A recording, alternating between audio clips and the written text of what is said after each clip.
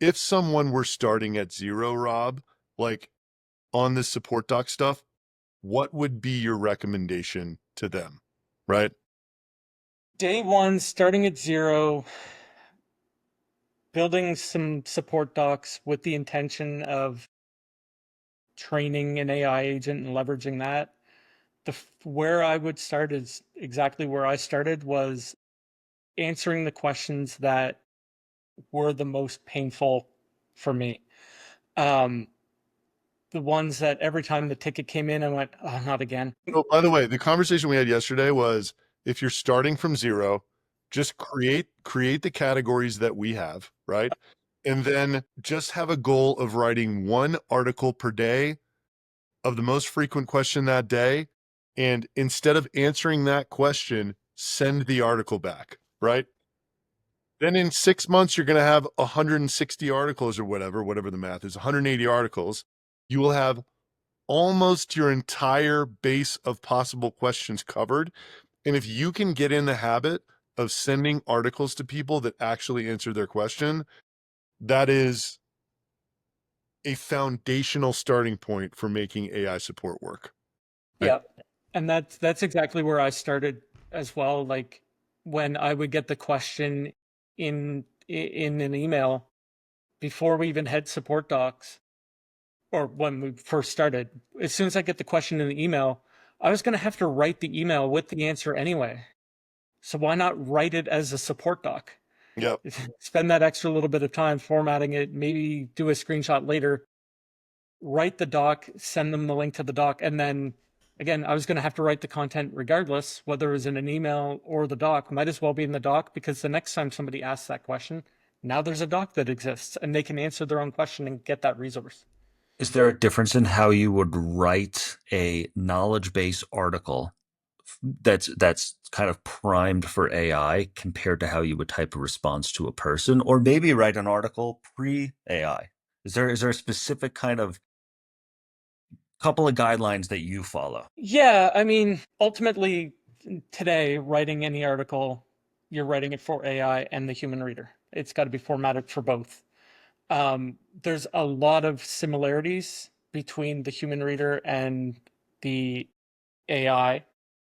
But the main things to keep in mind when writing for AI is very clear headings, defined sections, almost treat it a lot like you would doing search engine optimization for content on a website.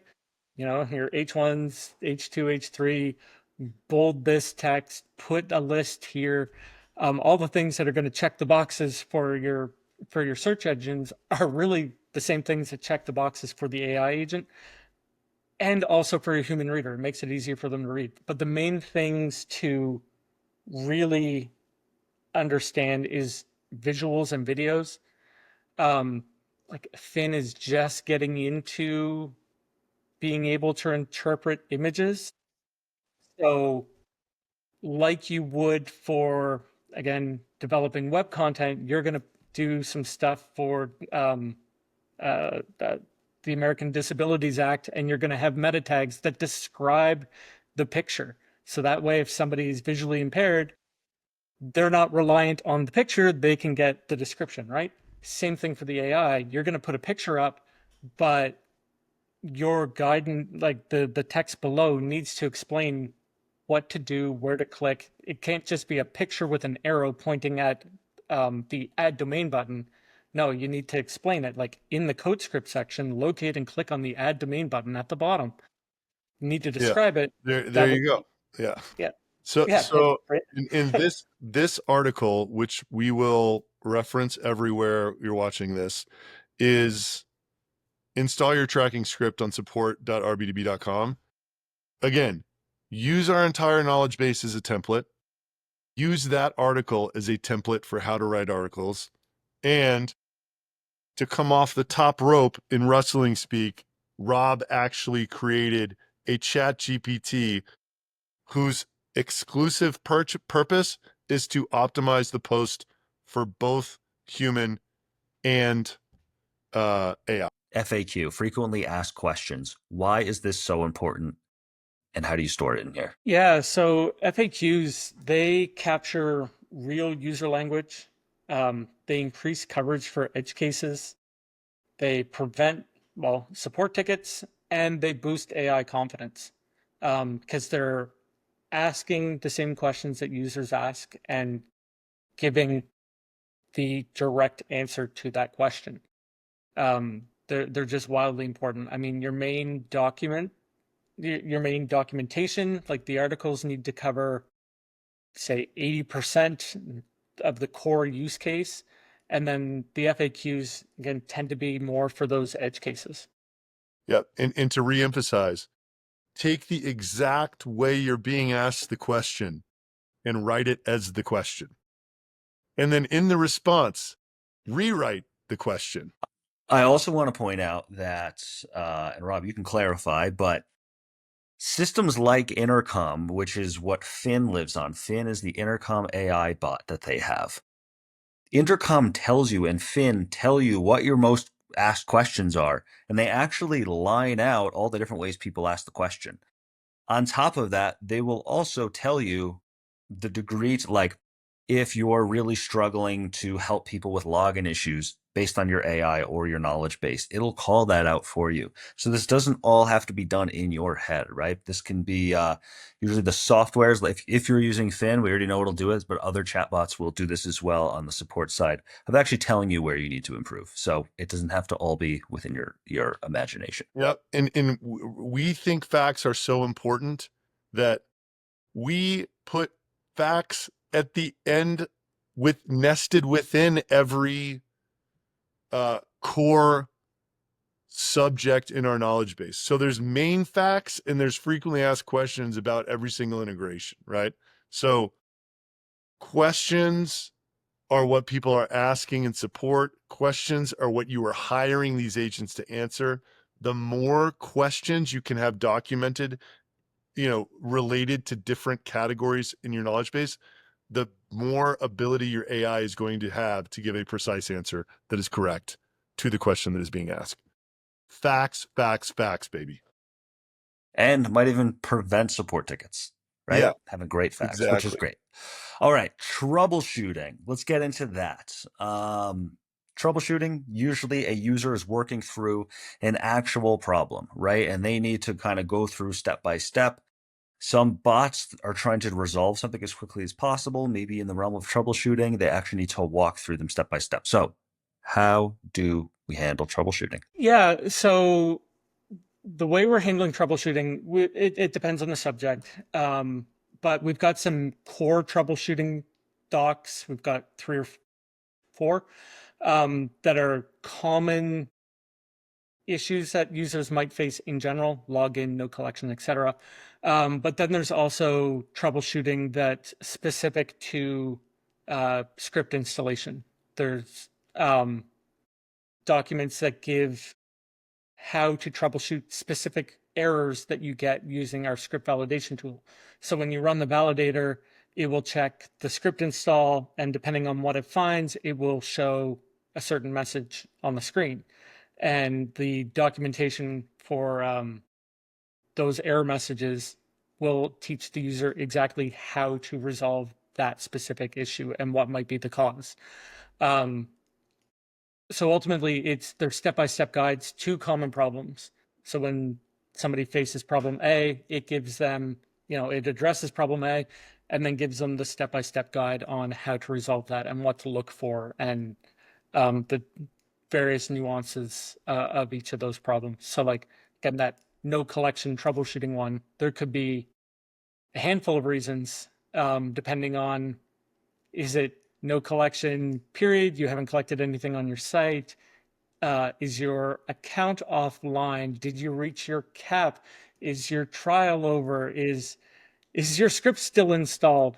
Those are really common questions, and we try and troubleshoot through a lot of that stuff. And in my opinion, when you observe the AI doing troubleshooting with a user, it's one of the most magical things that to watch, because for some reason, this is something, at least in my mind, it's so closely linked to a support rep helping someone out, Like in our B2B's case, I put the script on and it's not working.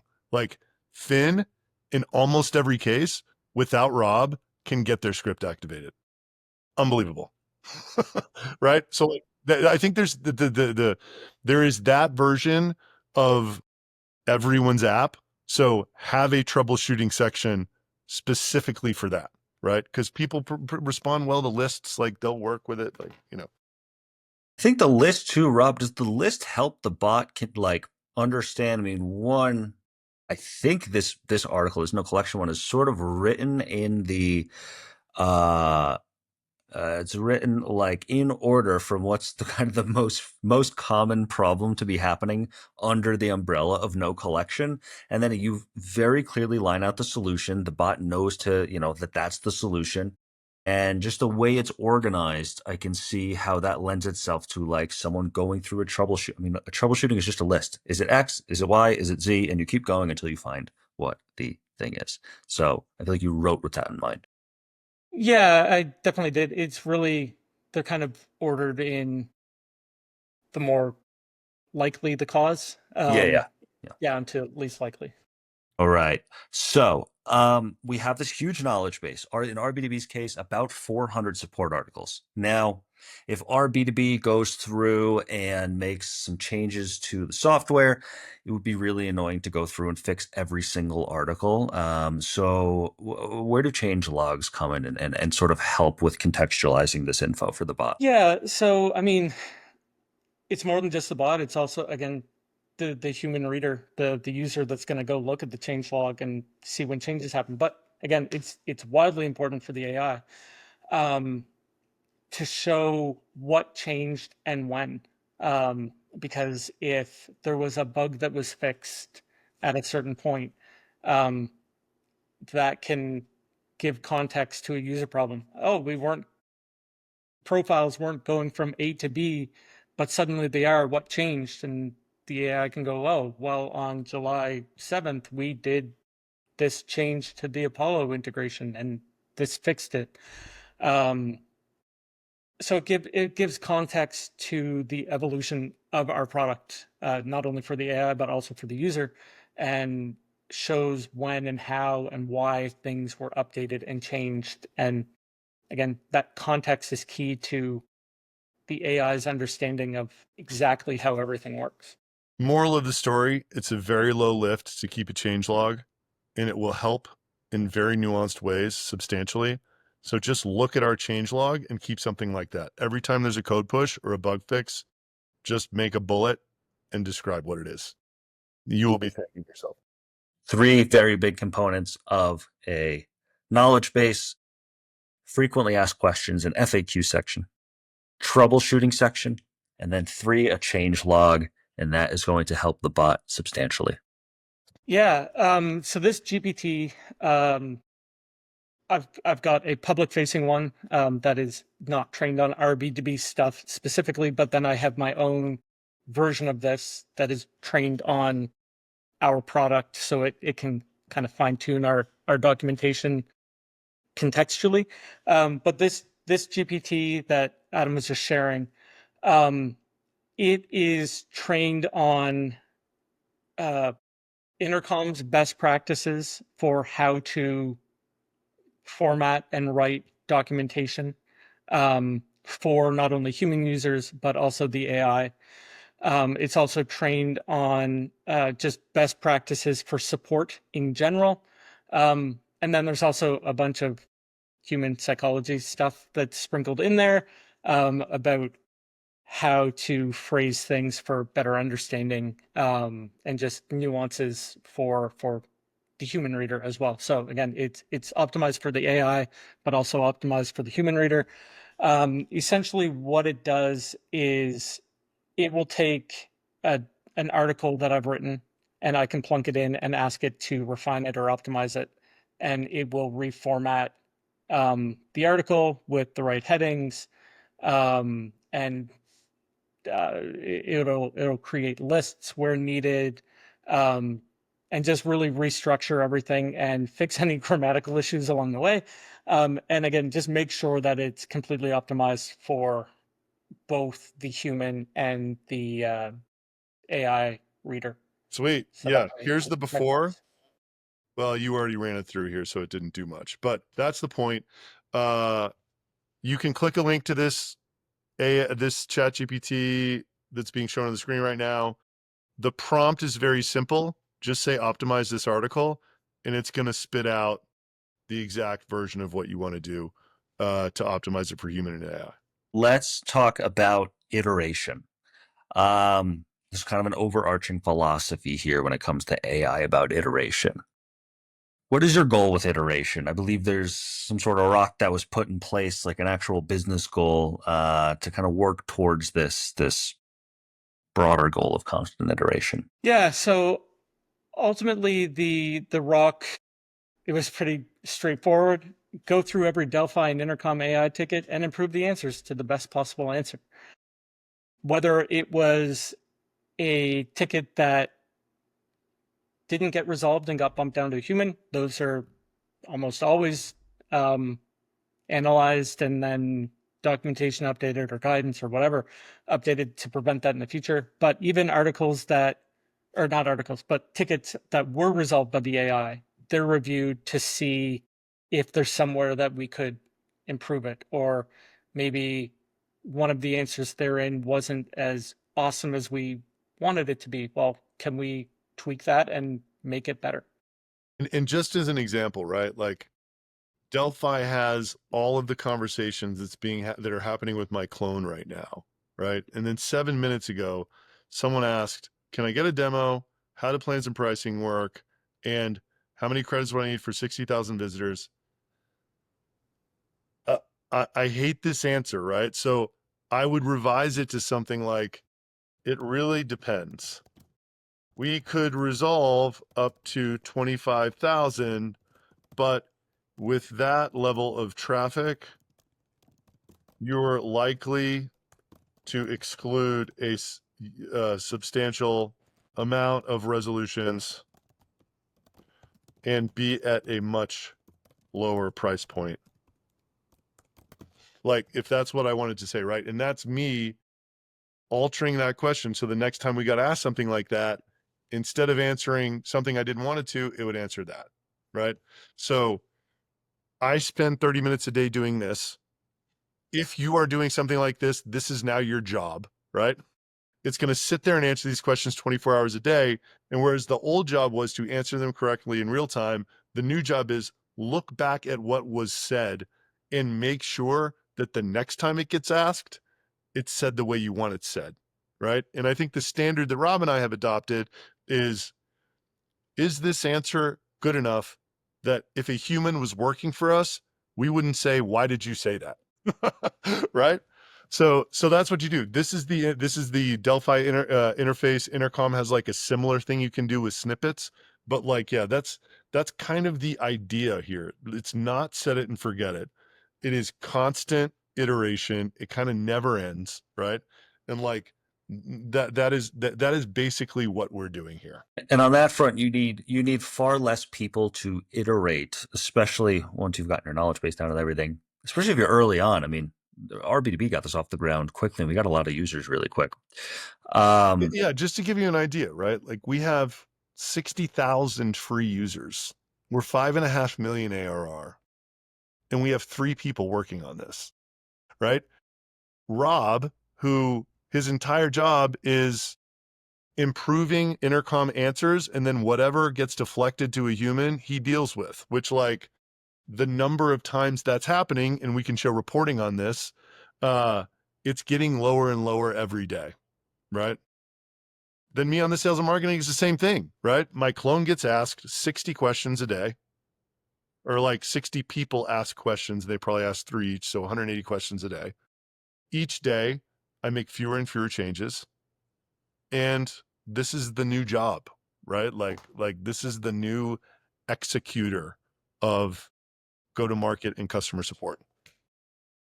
I also just want to add a lot of systems if you're using live chat. Now, Delphi is not an example of this, but Adam, you had a ton of content out there that you could feed it. But Intercom is an example when we started using it, it could use older conversations as context to start, which is great. So now you don't have to you can slowly build your knowledge base and still get some sort of AI, resolution going on. Okay, let's go back to this constant iteration. So there's really a 3-pillar framework that you use to kind of stand up this idea of constant iteration. The first pillar is constantly improving UI and UX to reduce incoming tickets, right? So if someone's asking, hey, what's your price? And they ask every single day. Well, okay, maybe we should have a better way for them to find that so they don't come in asking about price every day. Can you give us a specific example of a UI change for you guys that dramatically reduced support volume kind of in recent history? Yeah, I mean, there was two. There was a small scale one that really obvious. We used to get a lot of questions about how many credits have I used and this and that. It was displayed in our dashboard. It was just kind of buried in a flyout nav item that you had to click, and then you could go to this page and it displayed it. Well, we've now in the sidebar started showing the plan they're on, the number of credits they have in the plan, and the number of credits they've used. And right below it is a buy credits button and a subscription details button. Just it's front and center. It's right at the time of need. You can't miss it. It's on every page. And now questions about that have dropped to no. Now, at a larger scale, we recently introduced company level identification as a feature where if we can't ID the person level, we double back and at least tell you the company they work at. Unsurprisingly, there's a huge volume of company level visitors that get ID'd, especially if people turn on international tracking. And we made some assumptions that it'd be okay to put everything on a single page, all visitors on one page. And then very quickly became obvious that no, that was harder for users to use, and we needed to actually separate person level visitors from company level visitors and update that UI. It became immediate, like the very next day or same day, really, when we rolled it out. The feedback started coming in. Hey, where'd all the people go? I don't see any people.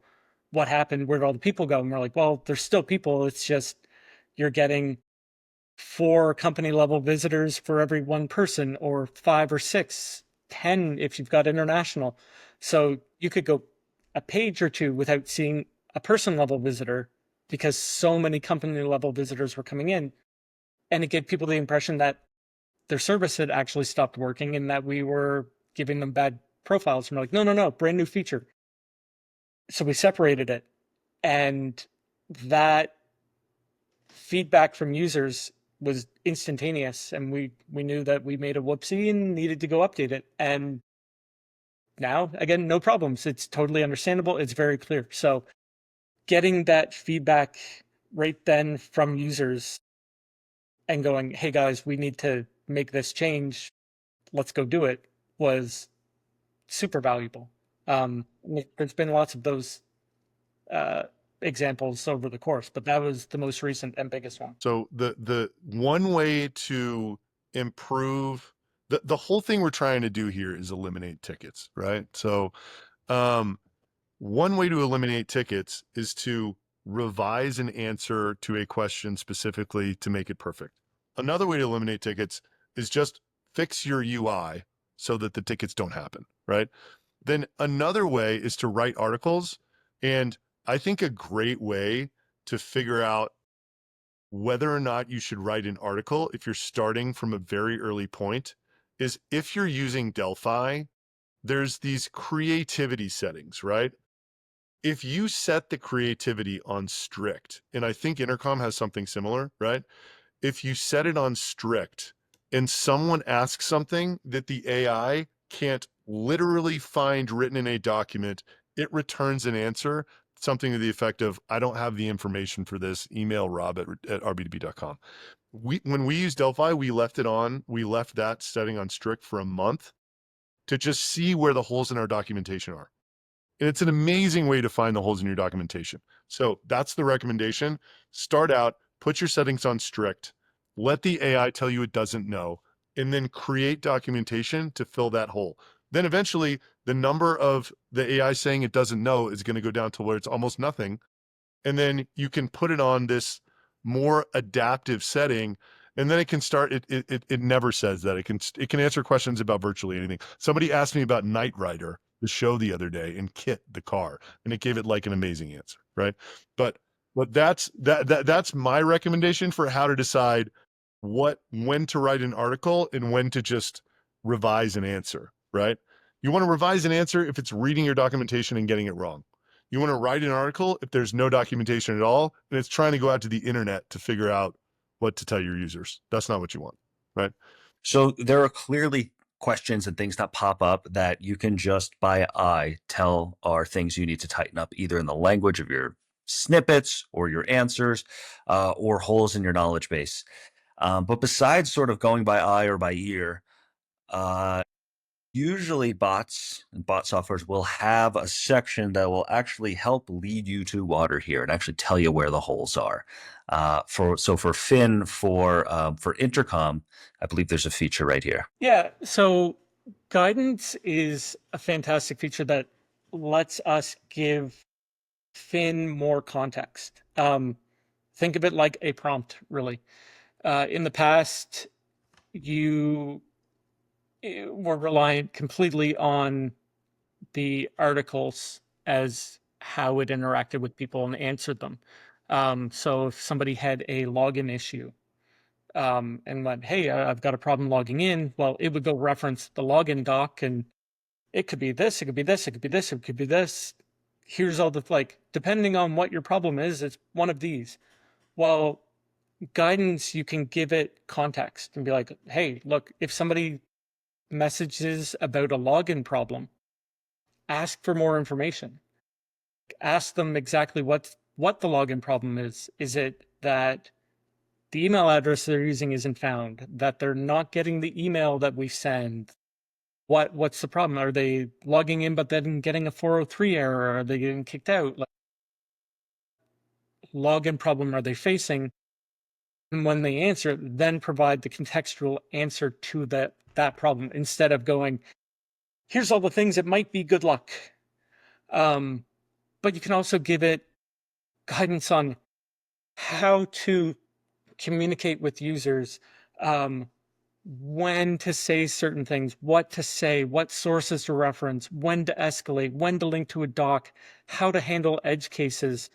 Yeah, we've again, there's that login problem guidance, or vague input from a user.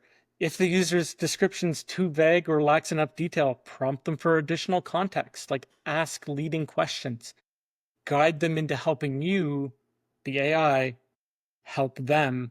Don't just take a stab in the dark, because unfortunately human nature sometimes is to throw a keyword or two at the AI and hope for the best. Well, it's at least here now we can kind of give it some guidance. It's like rolling up to McDonald's and going, hungry. Well, the person at the drive-through is going to be like, oh, well, what do you want to eat? But in the past, if somebody yelled hungry at the AI, it would be like, well, here's our entire menu. But now, if somebody yells hungry, it knows to go, well, what do you want to eat today? Do you want a burger? Do you want chicken? Help me help you, but I need more than hungry. So yeah, being able to give that context and guide it to helping the person help themselves, it really goes a long way. So key areas on guidance, it's like getting people to be less vague, which is a huge problem with AI, right? What was the one that Intercom was like, oh yeah, that was great? Yeah.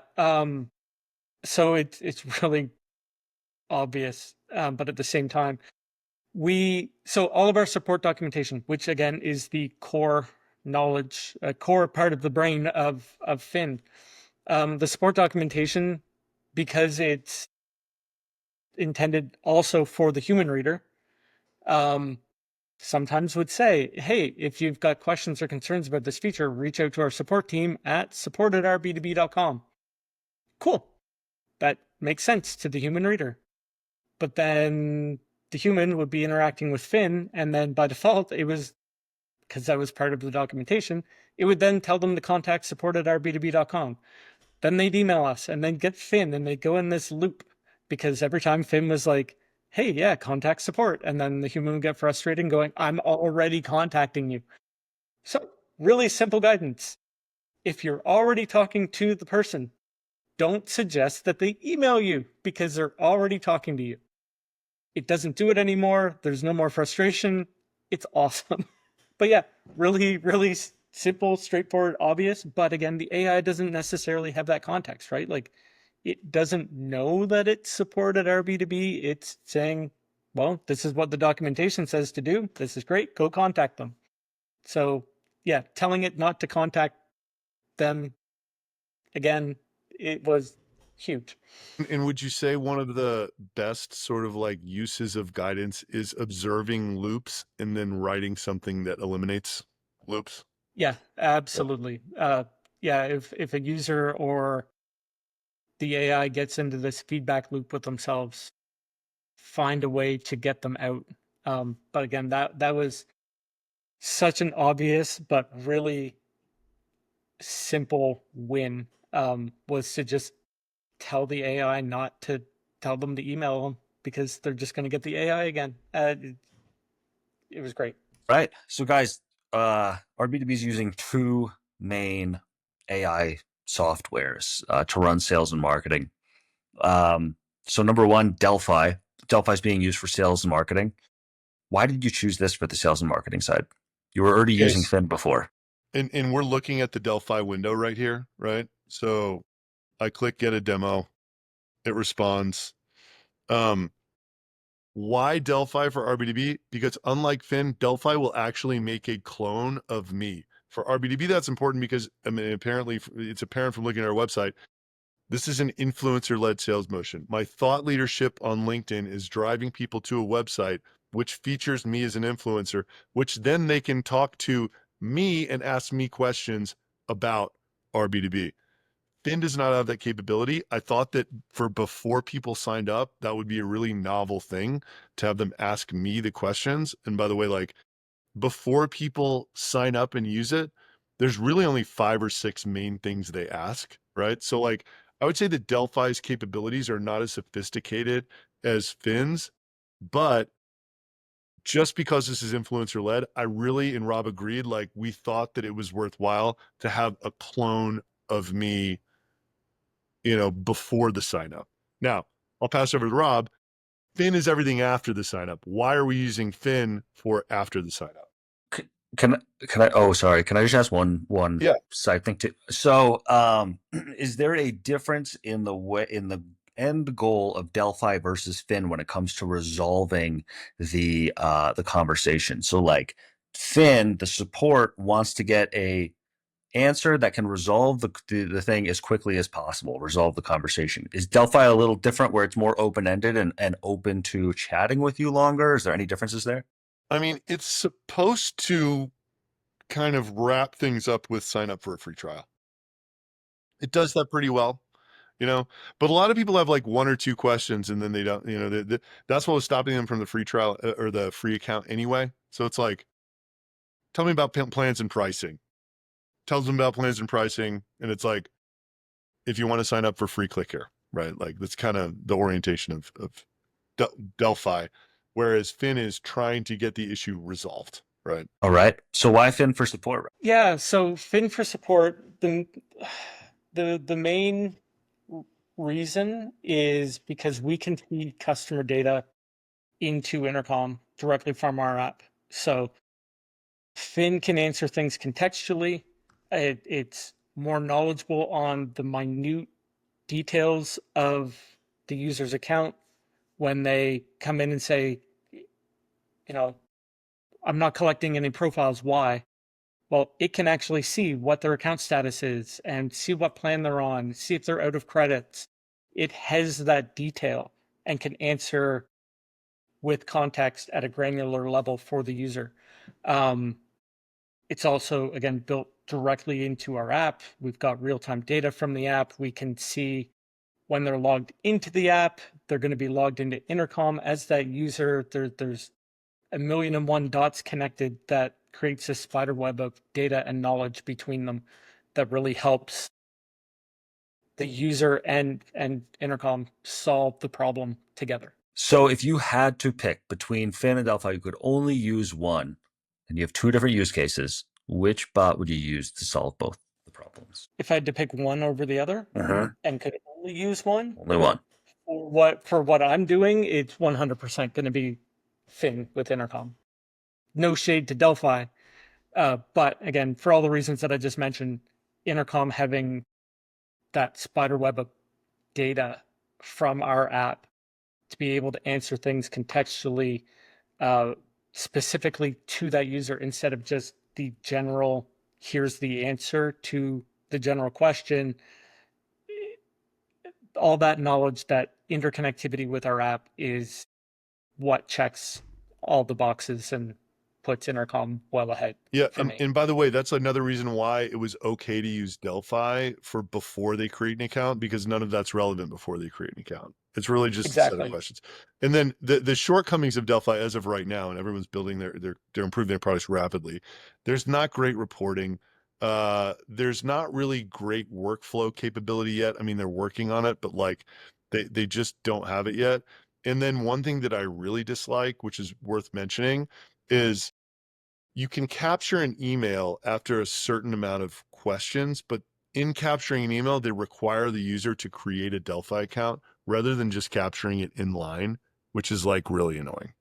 That's And I annoying. think it's stopping a lot of conversations, but I don't have any hard data on that because there's no reporting, right? So the really the big limitation of Fin, if you want a clone of yourself, is that they won't do that, you know? And then the limitation of Delphi is that it's not integrated with your app to the extent that intercom is, right? So like that's kind of like why the reasons in our case we're using two different tools and not just one. Beautiful. If you're still listening to this, thank you very much. You're probably highly motivated to do something like we're doing. You can get granular detail by clicking this link that's below right now and signing up for the email sequence that gives much more detail than what we covered in this video. So click that link. If you want to get in touch with Robb and have any questions for him, robb@rbdb.com. If you want to get in touch with me, email me at adam@rbdb.com. We believe that this is the way of the future. We believe that people's jobs will not be answering tickets. It will be improving answers. And we believe that we understand the foundational system that needs to be in place to live in this future. So thank you very much for watching. If you have never tried RB2B, go rbdb.com, get started. It's free forever. And that's it.